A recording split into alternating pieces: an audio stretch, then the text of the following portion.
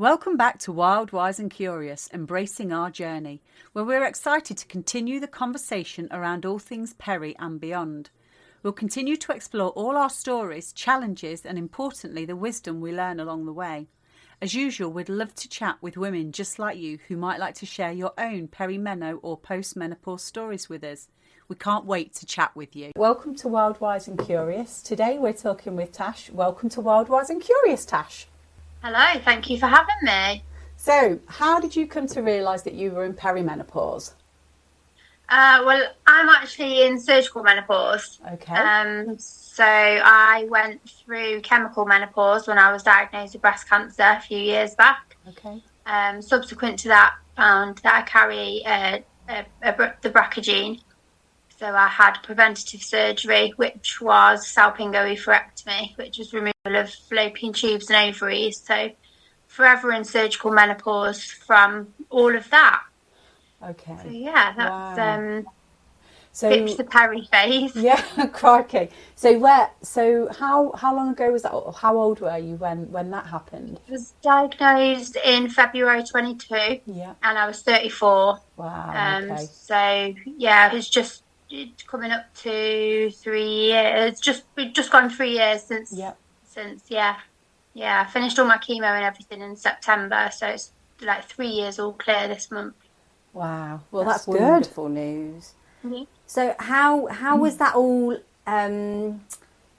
discussed with you at the time, Tash? You know, so obviously that's quite a lot to be going through all at one time. So were you kind of prepared for what was going to happen through having a surgical menopause, or? Not yes and no. Like, I wouldn't say that I wasn't aware. My sister-in-law had a total hysterectomy and went into surgical menopause. She's a couple of years younger than me. Around the same time, it was like a year between our surgeries. So I was aware of what surgical menopause was. I was aware of, the implications. In terms of medical professionals, there was never a conversation had. Okay. I had a consultation with a gynae consultant in the end of 2022, and we discussed, obviously it was a preventative surgery. Ordinarily, they would wait until you're around the age of 40, but because I had 4 children, they said that that was okay. I got offered the option of freezing my eggs before I started chemo, which obviously I didn't do. Yeah. So in terms of fertility, there was no reason to not go ahead with that procedure. I had a consultation with a gynae consultant and then went on a waiting list, and I think it was something like 10 11 months, and then literally day case surgery. So went in, seen a different consultant to the one I'd saw in clinic, and that was that really. But as I say, like, there wasn't, I think maybe if I hadn't have known what I already knew, then I probably would have asked more questions. Yeah. But because I thought I had an understanding of it, it seemed like a straightforward thing to, go in, whip out my ovaries, and that was that really. I suppose that it was overshadowed by the removing that extra risk of possible cancer. So swings and roundabouts, isn't it? So the lesser of the two evils kind of thing. Yeah. Indeed, yeah. So did you feel that you felt probably a little bit aware because your sister-in-law had been on a similar but different journey? Yeah, there was definitely an awareness there, and I'm quite I'm not at all a medical professional, but I'm quite aware of things medically. Yeah. And obviously going through all the cancer side of stuff, I'd read up about genetics and all that side of stuff. So yeah, I wasn't clueless. Yeah. But I was definitely, like, in hindsight, 2 years on. Hindsight's a definitely wonderful thing, right? Yeah. There was definitely a naivety there. So yeah, but in terms of, like, I've had obviously many conversations with ladies like yourself, and also myself and my sister-in-law running an early menopause support group locally. Oh, amazing. So conversations all the time, talking with ladies through whatever avenue they've got here, they're here. And yeah, I think the overall is that there isn't enough told to people before they have procedures, or there isn't enough support for people who are in menopause or experiencing perimenopause. So yeah, it's just that I mean, there isn't a quick fix to it, is there? No, It's not. No. Every day's a learning day, right? Yeah, absolutely. So, And in sorry, terms go of on. go on, you go. No, you carry on, because I can then add in. I was going to say, in terms of symptom management, I'm a little bit of an awkward one. There's a blurred lines with me, because HRT isn't really an option. Okay. Not only is there history of cancer, but also the BRCA gene. So a couple of consultants and specialists in the field have said, yes, you can. Okay. Some have said, no, you can't. Oh, gosh. So it's like, it's just a minefield, So you don't know really. where your arse hangs, really. Yeah, it's just Crikey. like, okay, I'll just carry on quietly going insane now, because I can't be too hysterical. So But yeah. How have your symptoms been? What sort of things have you experienced since that happened? To be honest, I would say that I'm really fortunate. Okay. I haven't had anything that's been massively debilitating. I say that, but you know, as women, we crack on, don't we? Of course we do. But I think, like I mentioned, I was in chemical menopause with chemotherapy. Yeah. So a lot of the chemo hangover, I refer to it as, sort of it merged with the surgical menopause anyway. I think the time scale, like I say, 10 or 11 months between, but like I only had a couple of periods. I was told when I started chemotherapy that my periods would stop. I would be in chemical menopause. They might come back, they might not. Obviously, everybody's different, so there's not a certainty. But I did have a couple of periods in between, so I think it probably would have been 7 or 8 months after I finished chemo. And then, into surgical menopause. So I think everything just blurred together as either a chemo side effect or a surgical menopause side effect. But I mean, I'm 2 years in now to surgical menopause, and I think I can differentiate what's what. Okay. But in terms of what can I do? So how are you feeling now, Tash? Overall, okay. The last few weeks, I've been in a bad mood. I cannot get rid of this bad mood. I said to my partner earlier when I was cooking tea, I was like, I've cut the chicken too thick, I've this, that. I was like, and I've got this bad mood. I said, I'm pissing myself off. Like, I can't get rid of it. Yeah. But I can't. It just won't go away at all. But yeah, I think that and the tiredness, like that just heavy, everything's hard work kind of feeling, would probably be my 2 worst symptoms. And anxiety, but not in a way where I feel anxious all the time, just in a way where my chest's a bit tight and I feel like I can't take a breath. Yeah. But yeah, I think overall I've got off lightly compared to some ladies that I chat to and the things that they have to suffer daily. I think I'm muddling on. But yeah. But like you said though, as women, we do just crack on, don't we? And when you've got kids, you've got a house, you've got families, you've got jobs, you've got all these things that you have to do. And it just all contributes to that feeling of absolute weariness, doesn't it? Yeah, God, it really does. It really does. I mean, this last week, I mean, unless it's something planetary, I've felt really grumpy and been in a really bad mood all this week. And it's funny, isn't it? You kind of, I mean, I don't know about you, like with your symptoms, what you've just said, I picked up on the bad mood because I feel like I've been really arsey with with everyone. Well, more the people who I live with. They've been suffering me, and then I put my smile on when I walk out the front door. But sometimes we do, don't we? Everyone gets different versions, don't they? Exactly. But sometimes I think it's what I find now is it's really. I used to be able to really shift my resting bitch face. Probably didn't really have one. But now, sometimes I clock myself in the mirror if I'm driving and I'm like, oh my God, who's that grumpy cow? But I just can't always shift into the next gear, like, oh, there's someone walking towards me, quick, change gear, and it's harder. And also I think I can't be asked so much anymore to shift it.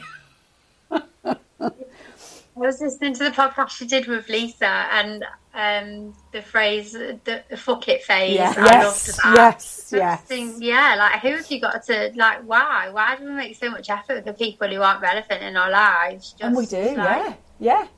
Definitely. Well, I think you said on one of the podcasts, didn't you, Lou, about with estrogens are kind of caring, loving hormone. Yeah. So as that depletes and buggers off, we actually go, oh shit, why have I been so bothered about all of that all this time? Why have I been people pleasing? I don't even like that person. What do they ever bring to me? And that's quite a nice, so the whole fuck it phase, that's kind of a nice place to be in. I mean, personally, I quite like that. Yeah, it does mean that there is an element of actually I'm important too, and I get to do stuff that I want to do. Yeah. And I think that from some of the women that a lot of the women we've spoken to, we all kind of are transitioning through that phase of life. Yeah, I'm getting a couple of them mixed up. So it wasn't the Lisa one that I heard that in. It was I can't remember her name. Was it Rhonda? Was it Rhonda? Did we talk She was doing a book. She was going to Portugal. Oh, that's Lainey. Lainey. Lainey. Yeah. Lainey. Yeah. Yeah. She was my vibe. Yeah, she's a whole vibe, definitely. Yeah, she's our vibe, definitely. We love Lainey. Yeah, she's great. So she's not going to Portugal just yet, but I don't think it'll be long. So, Tash, if you could, with all of this experience that you've got now, what would be the thing that you wish someone had told you while you were going through this in the beginning? If you could go back. Simplify your life. Yeah. Like, it's hard doing everything while feeling like shit all the time. So I think, cut out the things that don't need to be there. But also with that, like, it's easy to focus on all the negative things, isn't it? Yeah. And I do try and be positive. And if someone was to come to me and say the things I say out loud, I'd come back with a positive, definitely, sort of try and make it better kind of response. Yeah. Then hear myself moan and I think, shut up. but it's about awareness, and whilst we're moaning about everything, we're doing it because it's relevant. Yes, it is so relevant. It's not just about being negative, it's about, being honest, I think, a lot of the time. So yeah, I'd say cut out the things that aren't important. Like, don't stress about the things that aren't important. I say that while I've got literally a sink overflowing of washing up, and I'm sitting here thinking I need to get that done. But in the grand scale, it's not important. Like, but we get so worked up in our heads, don't we? That internal to-do list, that level of stress that we just function on because there's always something else. Yeah. And I think that contributes massively to menopause symptoms because your body's just constantly always in like overdrive, and it just tires you out thinking about it and it really does. It really does. Have you seen that Bridget Christie TV show, The Change? I think it was on Channel 4 last year, and the very kind of first episode, she's writing like a list of all the unseen labour, everything that she does. And she kind of stashes this list in a cupboard, and her husband doesn't see it until she kind of disappears on purpose. She takes herself off. I won't say much more. I won't want to ruin it. But he finds this list, and it's things like putting 2 cups in a dishwasher, putting the hairdryer away that someone used, wiping the sink after someone spilt toothpaste, you know, and it's all these like things that nobody pays any attention to, but actually in our heads we walk into our home, and I don't know about you, but I've got 3 kids. I mean, they're a bit older now, but they all still live at home, and things get left everywhere. But I quite like calm and peace, not calm and peace, but I quite like everything to kind of be away. Not like, you know, show home style, but, you know, not the opposite of a show home. Not a tip. But I just found that programme was really interesting. And when I saw this list that she'd put away, I was like, oh my God, that is basically what we're all doing, as well as managing everything else we manage in the family, outside the family. And then when these things kind of come along, it's just like, Jesus, what is going on? No wonder we're knackered. But it's the headspace as well, isn't it? Yeah. It's the headspace. So it's knowing that little Johnny's got to be at football club at this time, and then we've got to have dinner by this time, so we're back in time for. And it's all those things, and it just takes up space, doesn't it? So then it becomes a bit where the things that we should be enjoying, and I say should loosely, the things that we would normally want to do, even those become a chore, don't they? Yeah. So what you're saying about simplifying everything, Tash, is bang on, and I think we all need to possibly, you know, take heed of that. I know I've started doing that a lot now. I'm praying for the day. Simplifying stuff. So it's hectic, and then you feel like overwhelmed with stuff. I know I certainly, you know, managing a few things like we all are. Sometimes I just think I don't know how I'm going to fit everything in and have a bit of time out so I can get ready for the next crazy week. I think that's why I've been feeling so like tight-chested and can't breathe recently. I've recently took on different things that, don't want to say he was right, but my partner often says, you know, it's going to be too much, it's going to not work, it's going to make you miserable, it's going to, you know, all that, and I'm not quite there, ready to admit he was right yet, but I feel like he might have had a point. But I think I'm a bit of a people pleaser, really. It's not that I don't like saying no. Like I've committed to these things because I've wanted to do them. But I think there's like an internal something where I feel like I've got to prove something to myself that I can do it. Like I don't know why I do it, but I do it. But yeah, at the minute I've got a job. I've got the kids. I've signed up to the PTFA at school. I'm doing a diploma through work. Training for a half marathon. Oh my gosh! And then just trying to stay alive at the same time. And I'm a menopause support group. Well, there you go. that we're trying to establish into a small charity. So lots of paperwork and different things. So yeah, just a little bit full on at the minute. But it's because and we want to do that, try and parent. Yeah, sorry. We want to do all of the things as well, and that's the thing, isn't it? Because we're so like, you know, I know we are definitely. Yeah. We see a thing and we're like, oh, I want to get involved in that. Oh, I want to get involved in that. Oh, that's fantastic. And before you know it, you're neck deep in it, and you're thinking, shit, what have I done that for? That's just something else I've got to do. Yeah, definitely. It's just trying to micromanage it all, isn't it? It's just mind blowing. Whilst not given somebody the opportunity to go, I told you. Yeah, my husband does that too. And mine. Oh, many times we've had that conversation actually over the years. Yeah. And things have had to, you know, go and give and take and stuff. But yeah, it's because we want to be involved in everything as well. Wants to be. Pardon? It's because I want to be involved in everything, so I want to try and do everything. He wants to as well? No. He recognises... Oh, I thought you said he wants to be. I was going to say, that's good. No. He recognises that I can't. Yeah. But he also recognises that she wants to. Yeah. No, and it's true. You know, when the nice sort of things come along and you see them, and you think, oh, I'd really love to be a part of that, or I'd really like to help, like with you know, raising the awareness, setting up the menopause charity and running the menopause groups and those sorts of things. And the whole reason that Lou and I started this podcast was based on our own experiences of perimenopause and falling off the planet and feeling really shitty, but then kind of working out what tools we needed in our boxes to kind of, you know, to make us happy and function. And then, like, you know, a bit further down the line, we were kind of like in the fuck it phase of thinking, actually, you know what, this ain't all bad. And actually, I can say no to that, and I can say yes to that thing that I've been really wanting to do.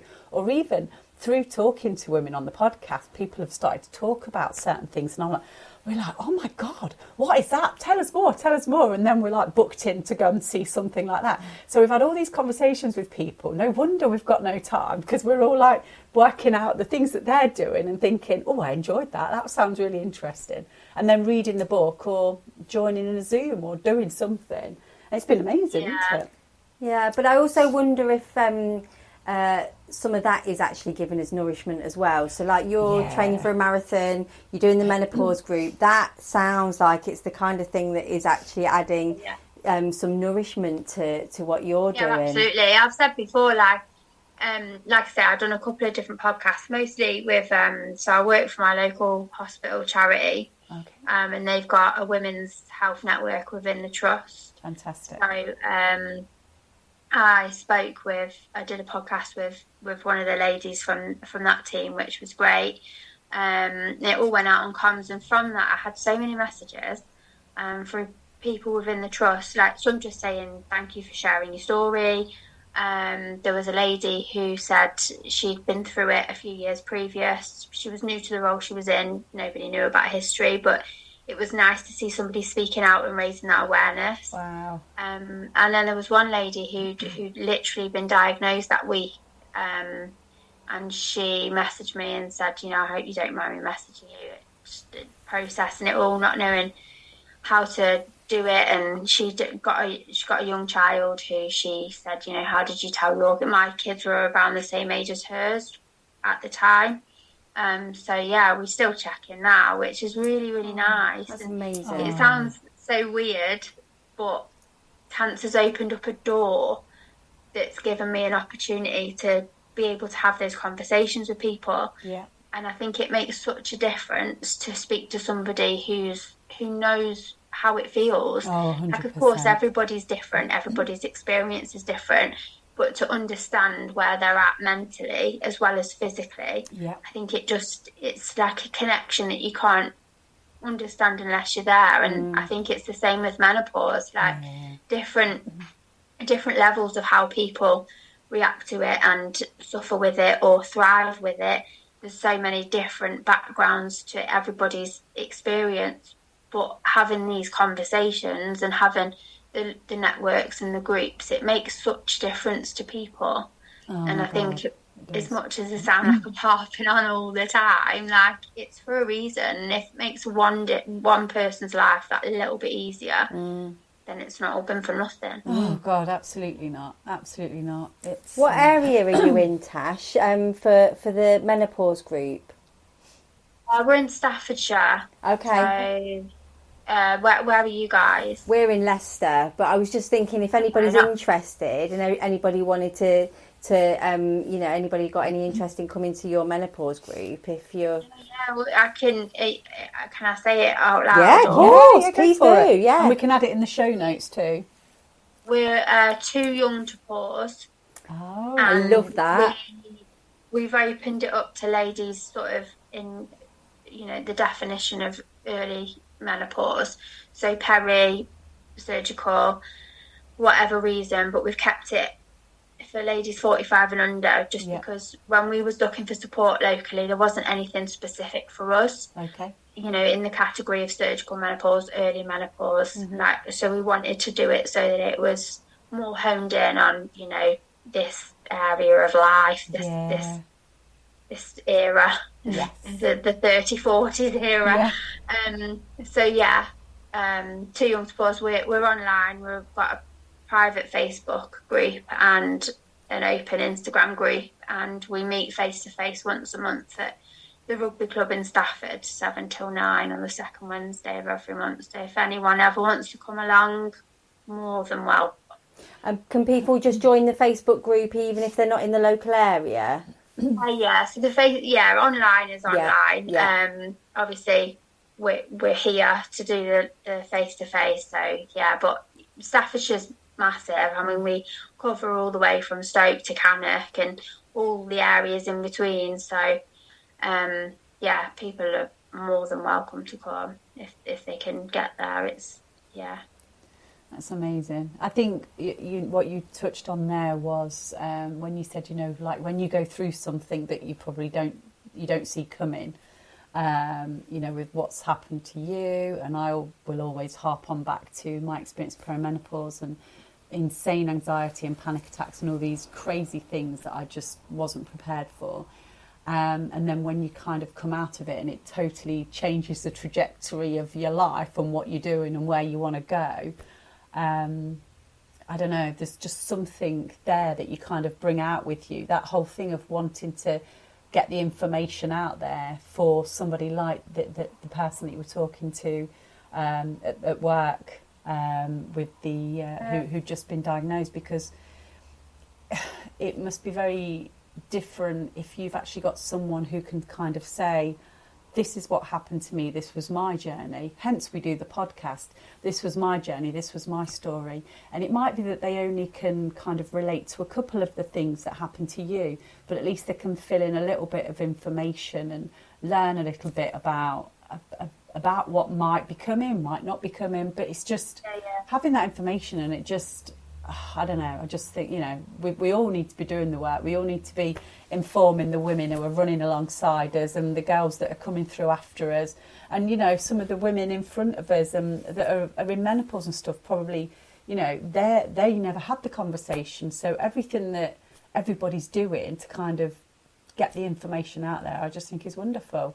Just so you don't feel so alone, isn't it? Yeah. Because that's the thing. If you're struggling and suffering on your own, it can feel enormous. So just to hear, just to be, to resonate with something that somebody says, on a podcast or in a support group or something like that, it's just that for that moment you don't feel quite so alone, and that is enormous. Yeah, it definitely is.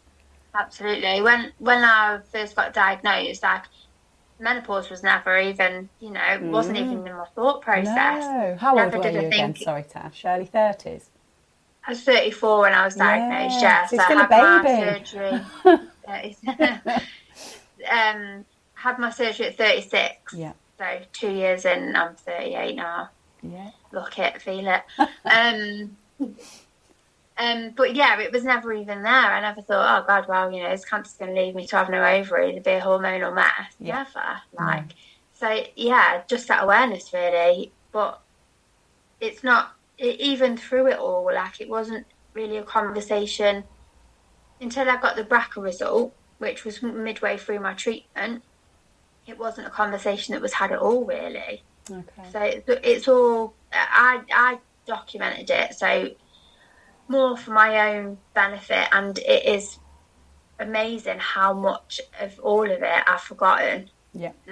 It's just trauma response or what, I don't know, but there's a lot of it that's not there. But from the off, I did an Instagram page and I documented it all on there. Wow, okay. Looking back with hindsight, that wonderful thing. Yeah. I wish I'd put more on. Okay. Because I didn't glamorise it by any means. No. And I tried to be honest and upfront with it all, but reading some of the things back, I think, wow, you put a little bit of twisted humour in there, but actually, you remember that day when you couldn't get out of bed? Yeah, yeah. So I think I wish I'd been more brutally honest with it, because I wouldn't ever want anyone to read it and think, oh, that was easy. Yeah. And I think that comes back to us being women, doesn't it? And just cracking on. I think, Yeah. And even that twisted humour bit, you kind of almost make a joke out of yourself when you're struggling with something. Oh God, yeah. To make it not sound so serious. Yeah. And I don't know why we do absolutely. I think we do ourselves no favours being like that, and I am one of the worst for it, and I wholly recognise it. But I don't like being that person who is centre of attention. I don't like being that person who needs people. Yeah. Like, and to ask for help. Never do that. But I would strap around in a bad mood because no one's noticed I need help. Like, Same here, but then yeah. I'd say to somebody else, like, go be honest. Tell them how you feel. Yeah. Tell them what you need. Yeah.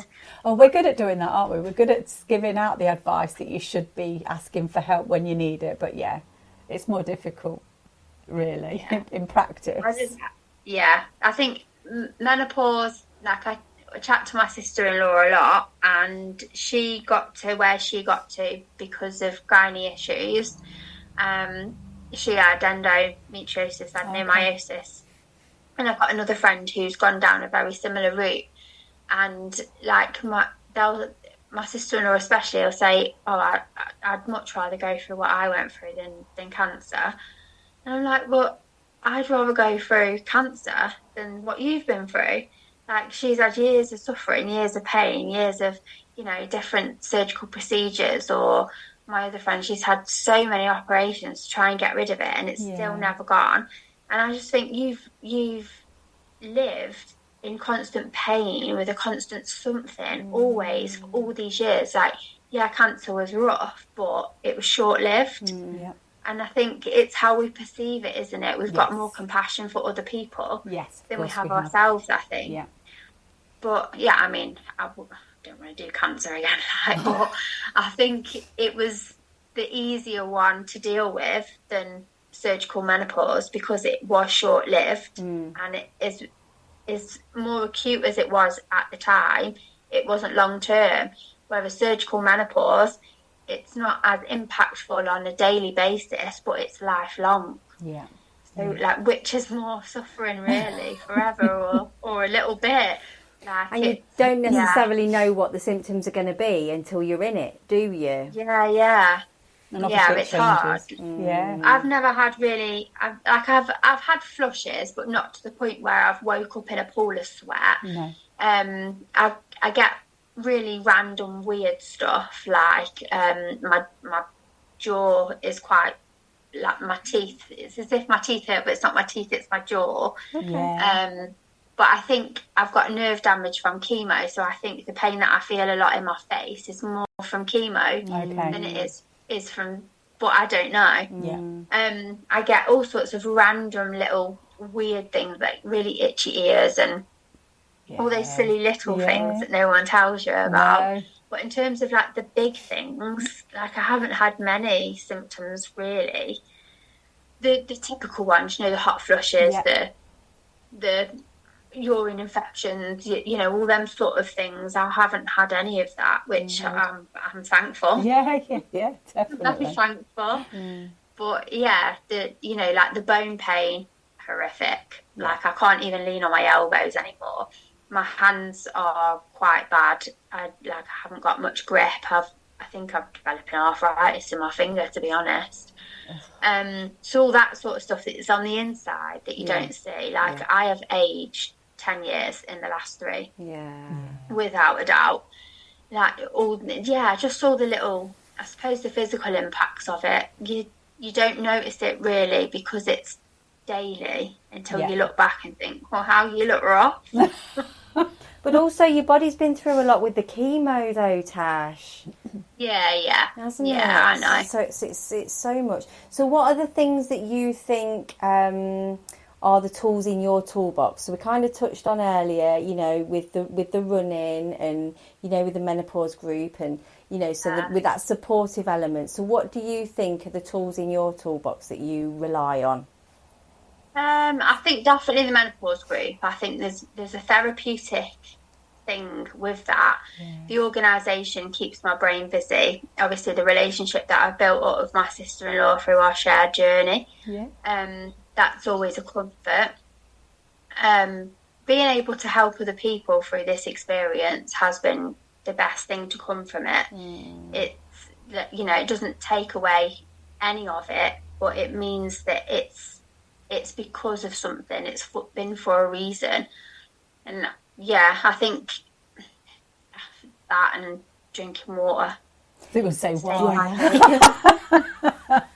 That and drinking wine for breakfast. I don't really drink anymore. I don't.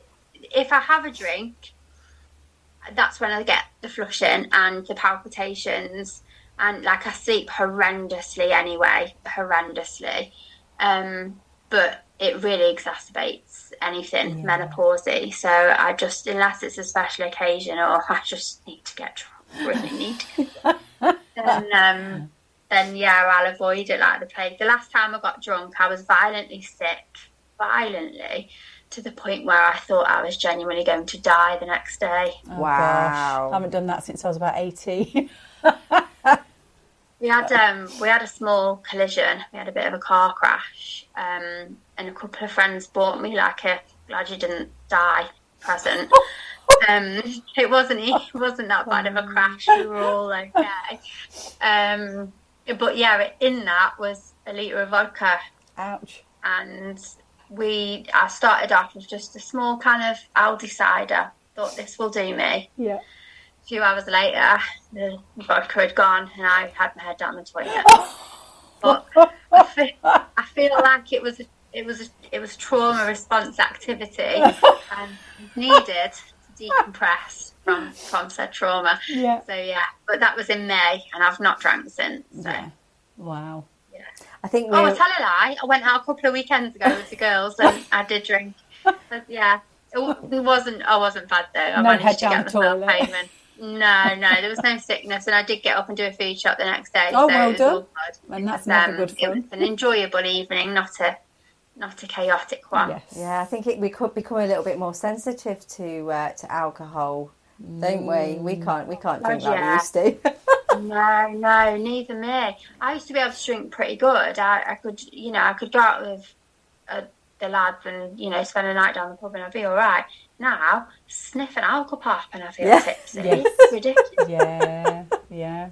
But maybe it's our bodies looking after us and saying, actually, exactly. that stuff's shit for not you. good So for don't, us, don't be having it.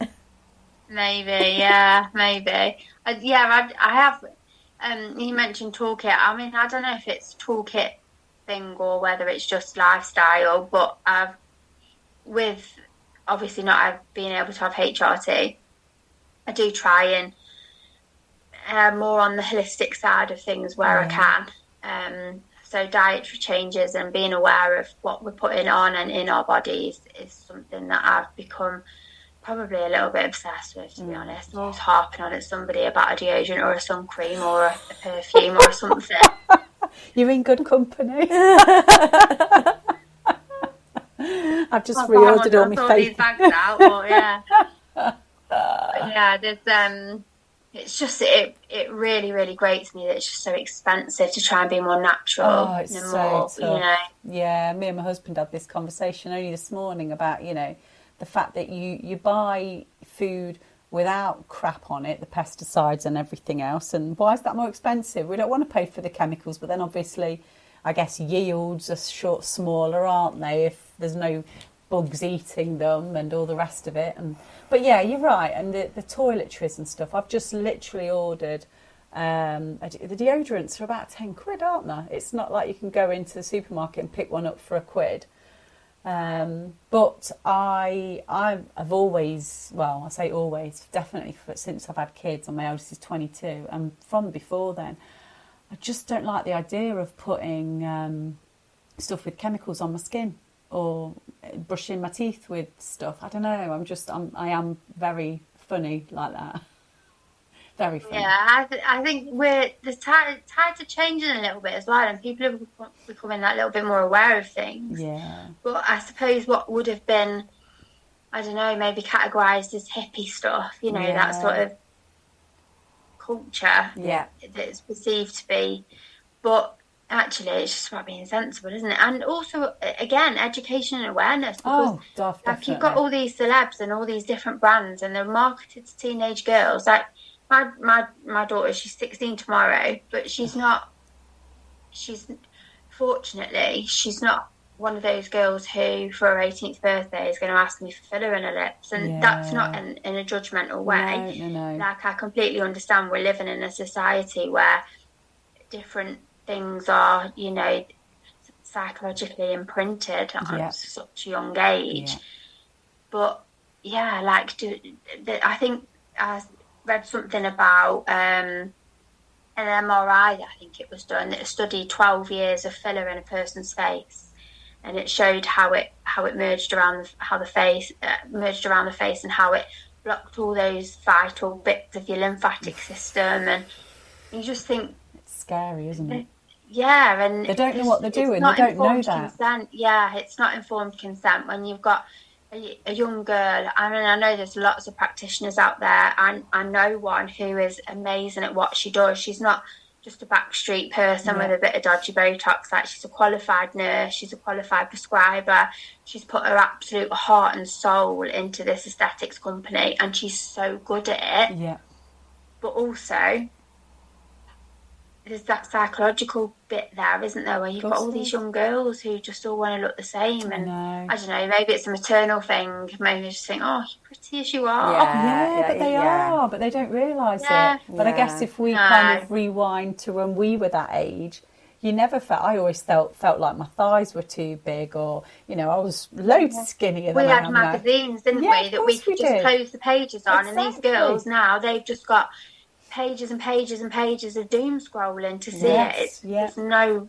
There's no break from it ever. No. But So some of the basics though, Tash. So you're drinking plenty of water, movement. You're eating well. So it's all those basic things, isn't it? That regardless of what your conditions are, regardless of what you're going through with life, all of those things are always going to help improve any symptoms or anything that you're dealing with. Yeah, definitely. I think being aware of what foods do what as well. Like, I do not like bananas, but I keep trying to eat one when I come back from a run. Yeah.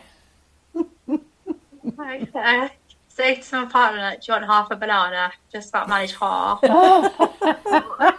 But yeah, it's just being persistent with yourself, isn't it? And having that discipline. Like, don't get me wrong, I'll still go in the cupboard and munch a chocolate bar. Snap, and I still live for cake. I must say that to everybody I ever speak to. Like, I love cake. But it's moderation, isn't it? Yes, and it is. It's not, you take away the you know, you tell yourself you're not allowed that good stuff or bad stuff, whichever way around you look at it. And you feel, it's sad, isn't it? Like, just life's for living, eat the cake. Yeah. But also it's listening to your body, isn't it? So I know that if I'm eating rubbish, the next day I feel like crap, and I can't perform in the same way. So it's become there's no point in eating the crap because you feel like crap the next day. Yeah. We over the last 3 years really, but definitely more so over the last 6 months, I'd say within my household, think like we had a dirty kebab the other weekend and we all ate it, but all went like, let's not get that again. Yeah. Like, all of us. Yeah. Like, it just doesn't hit the same now. Like, I think that's building on that subconscious, isn't it? Telling you your inner whatever that actually, no, you don't need that. Yeah. But yeah, we did it a few weekends ago. We took my eldest somewhere for the weekend, and just being here, there and everywhere, we ended up eating just crappy food all weekend. And me and my partner both felt a bit like on the Monday. I said, we've ate shit. Yeah. Like, we've not had anything of any value at all weekend. But it's trying to get it into the kids, really. Like, I think that it's a fine line between letting them and not letting them, and then it becoming, like, I had a conversation earlier with my little boy, and I bought my eldest a pack of randoms the other week. So we went to Asda, and he was like, I want some. I said, okay. And then all the way home, he was like, why do you always buy her stuff and not me? I was like, I've just bought you some.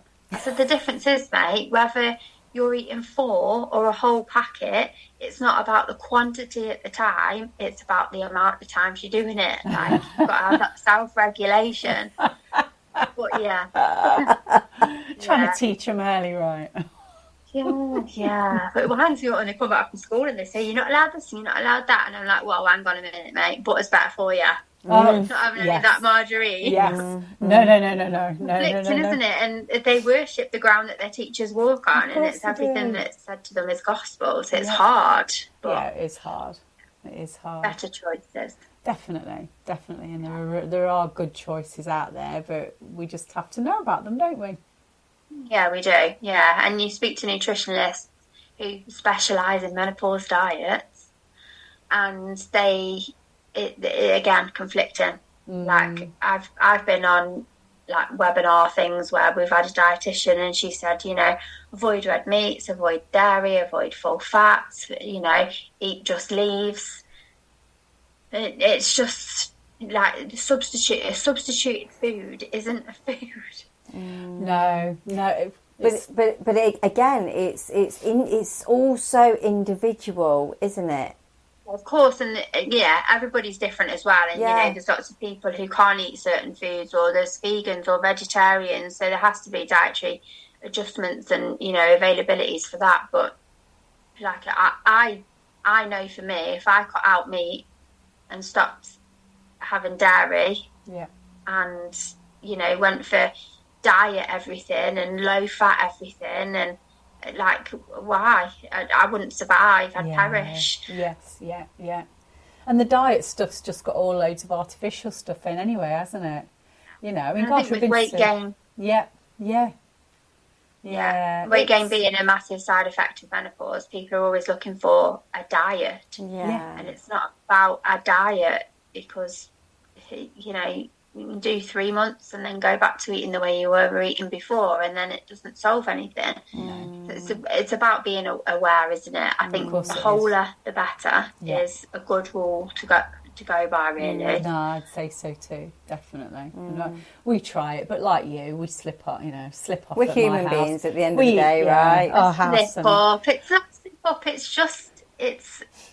It's just variety. Of course. I mean, like, I've started, I must admit, I feel better, even though I've been grumpy. And I'm wondering whether it's because I've cut sugar out this last about 10 days and I've gone on to that no ultra-processed food. But I have a really sweet tooth. So today I've made a sweet potato brownie.